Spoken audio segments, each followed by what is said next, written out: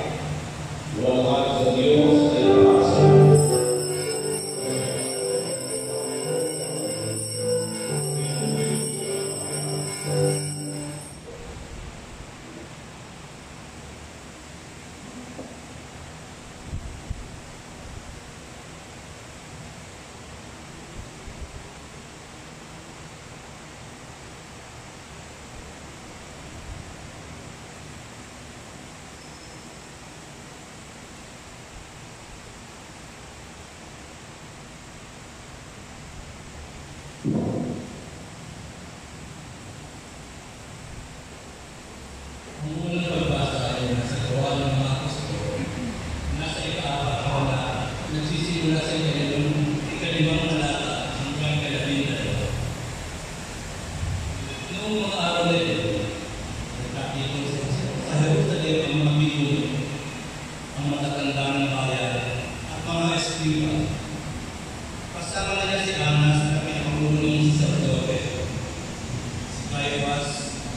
Juan, si Alejandro Abongaman, pinakapunong sacerdote. Pinaharap nila ang mga apostol at pinanggol. Sa anong kapangyarihan o kanilang pangalan ninyo ginagawa?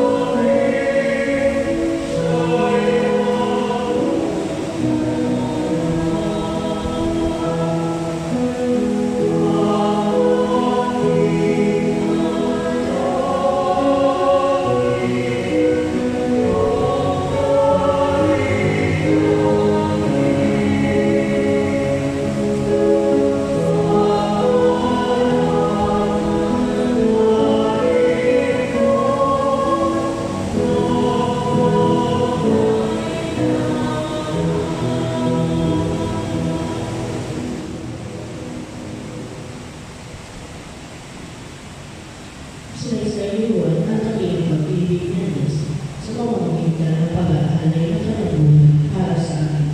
Kung kaya, bigyan diwa din natin ang ating pag-ibig sa Kanya sa pamamagitan ng pagmamahal sa akin at paglingap sa ako. Halina pakinggan natin ang dalawang pagbasa.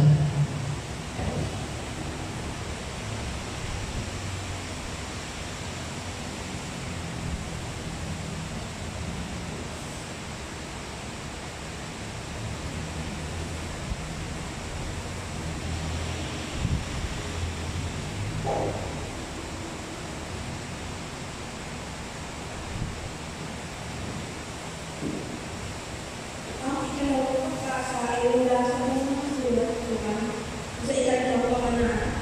Nagsisimula sa ikalabing-anim na talata hanggang ikalabing-dalawang.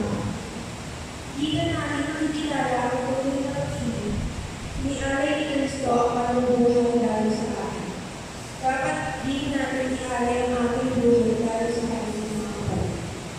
Kapag makita ang sinumang may kaya sa buhay ang kanyang kapatid na nangangailangan at hindi na ito itulungan, paano na masasabi siya piniibig si Diyos?